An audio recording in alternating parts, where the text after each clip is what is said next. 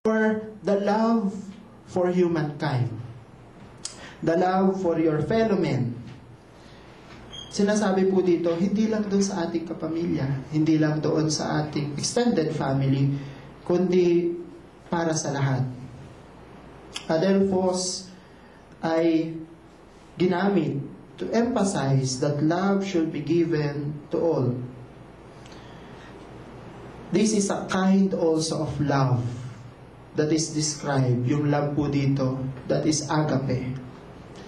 The word used in John chapter 3 verse 16 and 1 John chapter 3 verse 16 is both rooted in the word agape love, which is unconditional love, which tells us that when we love someone,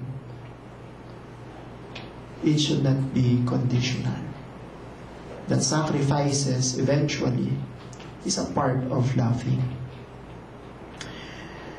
Hindi pa man siguro dumating sa atin yung pagkakataon at yung instance na sa buhay natin na kinakailangan natin magpuwis ng ating buhay para sa isang minamahal. Pero hindi man natin ito naranasan. Alam ko po, marami ditong mga ina. Wala dito si Ate Amy. Siguro ay hindi pa kaya magsimba sa susunod na mga linggo. Pero siya yung bagong mother. At as she relates yung kanyang hirap na panganak, sabi ko nga kay Nanay Auring, salamat na lang at naging lalaki ako. Diba? Napakalaking pagpapala. Praise God. Kasi talagang napakahirap. At talagang ang isang paa ay nasa hukay sa panganganak. And imagine how mothers sacrifice their life just to give birth to a child. That's part of their loving. That's part of their showing their love. Kung may kaunting sakripisyo man sa ngalan ng pag-ibig, ay tingnan natin, balikan natin itong chapter nito. 1 John chapter 3 verse 16. At kahit papaano, ipapawi yung ating kalungkutan. Mapapaalala sa atin ang talatang ito, ang dakilang pag-ibig na walang halong condition na binigay sa atin ng Diyos. Minsan, nakakalimot tayo sa ating pagmamahal sa Diyos. That we have not seen His unconditional love towards us. Napakahirap dumating talaga at napakahirap talaga dumating ng maaga pagkalinggo. Napakahirap gumising pagka masarap ang tulog. Napakahirap din namang magbigay sa Panginoon kung talagang kapos na kapos ka na. At napakahirap na ibigay yung ating commitment kung talagang napaka-hectic ng ating schedule. But all of that, when we give to the Lord, that's the sacrifices and our part in loving Him. Nais ko pong malaman ninyo na hindi nawawala ng kabuluhan ang ginagawa nating sacrifices for our love of God. Kung paano hindi nawawala ng kabuluhan ang lahat ng sakripisyo ng ating mga minamahal na ini-invest, binibigay sa atin. It's part of loving. Kaakibat palagi ng pagmamahal ang sakripisyo. Ito yung nagpapalawig, nagpapalawak sa maayos na relationship, sa maayos na pagsasama.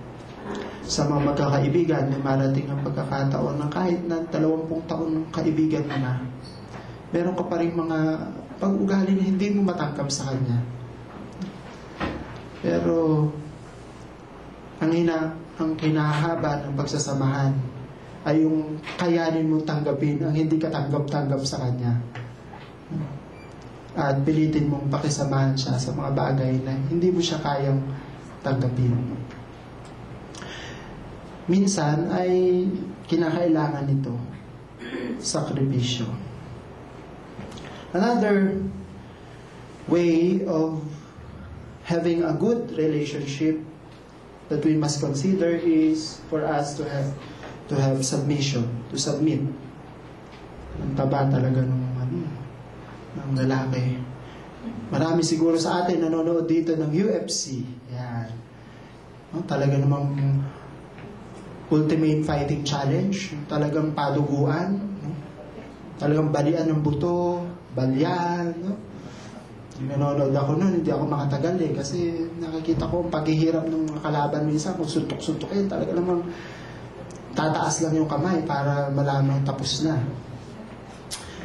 At sa relationship, we must know how to submit. Hindi tayo dapat dumating sa ganyang parte. No? Happiness in a relationship is coupled with love. And when the Bible gives the meaning of love, one that we can always see, that is accompanying love, is submission. Ephesians chapter 5 verse 21, submit to one another out of reverence for Christ. Sinasabi po dito that we submit to one another out of our reverence for Christ. We submit to our loved ones. We submit to our friends. We submit especially to God out of our love. Asawa man natin yan, kapatid, anak, maaring mga magulang, mga empleyado, we must submit. Dahil sa act ng submission daw po ay nagpapakita ng paggalang sa Panginoon. Ginagawa mo man yan sa iyong asawa, that wives submit to their husbands, you do it out of reverence for God. Hindi lang para sa Kanya.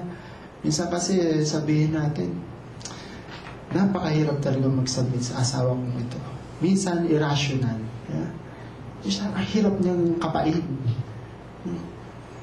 Ang hirap, ang tagal namin, pero hindi ko siya makapa. Pero we submit out of reverence for God. We submit because we love our God. Kasi maraming ayaw masaktan yung ego. Ayaw magpatalo, di uurong. No, parang Texas yung babae, Texas na panabong. At para namang toro sa Madrid yung lalaki. Meron mga ganun. Minsan nagbabasa ako ng libro ni Ed Lapis, yung parang kaning isusubo. Sabi niya, minsan dapat hindi ka palaging panalo. Dapat magpatalo ka naman. No? Yan ang kinagaganda ng isang relasyon. Na minsan, panalo ka, minsan, talo ka. No? Hindi po pwedeng ikaw na lang yung panalo, sabi ni Ed Lapis. Kasi, lalayuan ka ng tao. Kasi, hindi na siya nagkaroon ng puwang chance na kahit minsan ay siya naman ang mapagbigyan. No? You must submit to one another. Ephesians chapter 3 verse 5, for this is the way the holy women of the past who put their hope in God used to make themselves beautiful. They were submissive to their own husbands. Aba? Napakainam. Ano po? Hindi na kailangan ng kutakot-takot na cream. Hindi na kailangan ng kutakot-takot na sabon. Submission lang. Nakakapagpaganda pala. Bakit? Nakakatanggal talaga to ng stress. Tanggal ng stress. Nakatanggal ng wrinkles pagka tayo ay palaging nakangiti. And there is wisdom on this. Sinasabi sa salita ng Panginoon, godly women in the Bible always submit.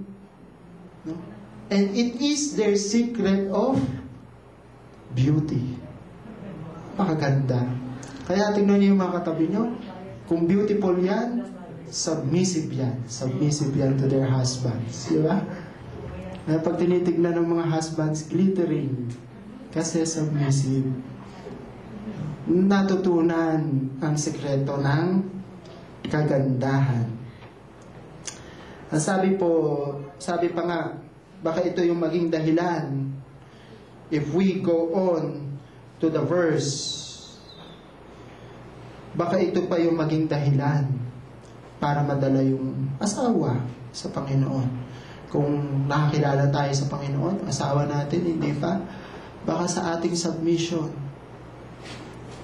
mahikayat, madala out of love yung ating pong mga husbands sa Panginoon. 1 Peter chapter 3 verse 1. At kayong mga babae, pasakop kayo sa inyong asawa. At kung hindi pa naniniwala sa salita ng Diyos ang sino man sa kanila, mahihikayat din silang sumampalataya dahil sa inyong magandang asal. Hindi na kayo kailangang magpaliwanag sa kanila. So, ang ganda, no po? Hindi na daw kailangang magpaliwanag. Mere submission will speak of how God loves us and how God transformed us. Hindi naman po ako nagiging masyadong sexist dito. Kung meron tayong in-address sa kababaihan, meron din tayong i-address sa mga kalalakihan. 1 Peter chapter 3 verse 7. Kaya kayo namang mga lalaki, pakigtunguhan ninyong mabuti ang inyong asawa, sapagkat sila'y mahina at tulad ninyo'y may karapatan din sa buhay na walang hanggan kaloob sa inyo ng Diyos. Sa gayon, walang magiging sagabal sa inyong pananalangin. Yung pakikitungo pala sa asawa at yung ng maayos ay part na submission. Napakasakit kasi sa tenga na lalaki ay nagsasubmit sa babae. Laging meron tayong machismo culture dito sa Pilipinas. No? Na pagka nakita medyo nauutusan ng misis, si mister, pa-under mo naman. Pero hindi eh.